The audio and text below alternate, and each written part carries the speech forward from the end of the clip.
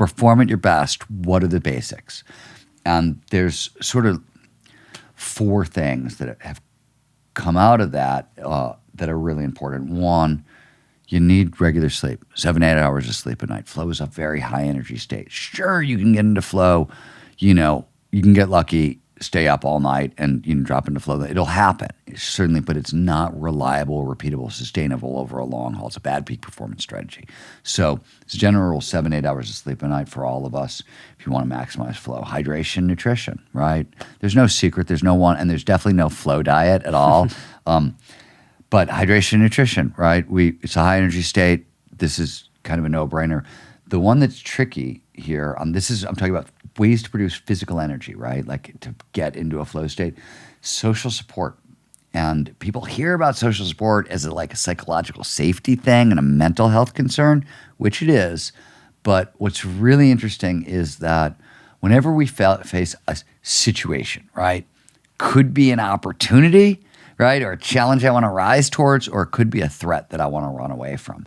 And we have to evaluate it. And this happens all day long to all of us. So when we're in that situation, the brain, when it evaluates, one of the things it's asked is, do you have people around you who love you, who have your back?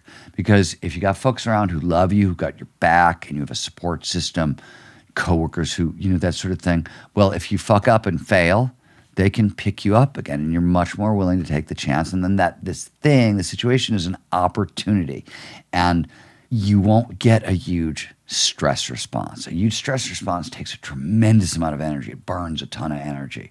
So it will end up blocking flow. Instead, you'll get a much more sympathetic response. And obviously, if you don't have that social support network and you keep getting these huge stress responses, you're not going to have the energy left for flow. So you don't need tons of friends, tons of family. You need a couple of relationships that you sort of regularly check in with. I'm an extreme introvert. I don't need a whole lot of contact. People who are really extroverted might need more, but you got to sort of figure out what you want, and you want to get it on a daily basis. The other 3 things, you want to think about is anxiety blocks flow, right? We talked about that challenge skills balance, right? And obviously too much anxiety is just going to push you out of that sweet spot. And because you got to like push on your skills anyways, right? So there's going to be a little anxiety in this anyways. You're going to have a little bit of norepinephrine in your system anyways. So people who are really good at flow and really good at dropping into flow before you even get to what you can do to get into flow will make sure they're manicuring their nervous system, right? And there's the 3 best ways. There are a couple others, but the 3 best ways to sort of manicure, to calm yourself down: daily gratitude practice, daily mindfulness practice, or regular exercise, right? Great. And gratitude practice takes 5 minutes. Yeah. Mindfulness for stress reduction, right? It's 11 minutes.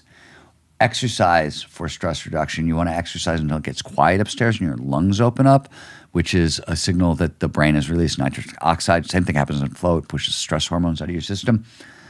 I tell people normal conditions, do 1 a day, right?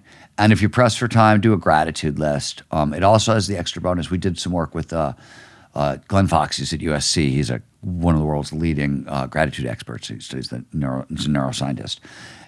We found that a regular gratitude practice also makes you flow prone. So you want to increase the amount of flow in your life. Gratitude is one easy way to get there. But if there's a lot going on, do 2 a day, right?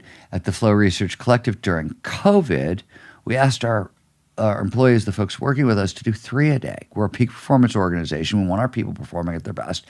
Everybody's freaked out during COVID and super stressed. And they were turning to us for help. So I couldn't have freaked out people, right? So I was like, all right, you want to work here? Gratitude practice, mindfulness, regular exercise every day, no matter what. Otherwise, like you can't do this job right now.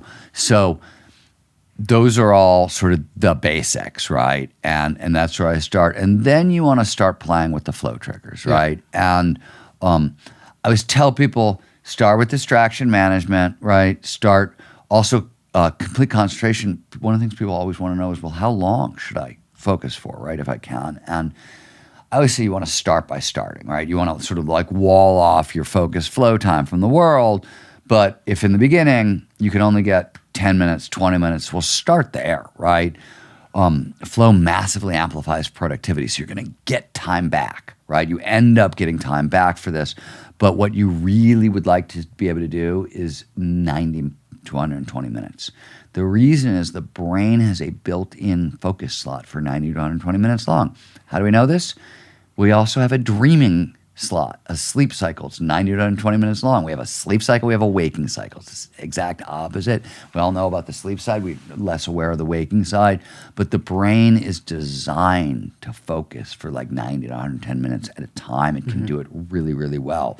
So what happens is as you start working towards that, you'll find it gets easier, right? Because you're actually just taking advantage of your natural biology that way. So I was talking, when you start with complete concentration, that's where I start, distraction management. See if you can get 90 to 120 minutes.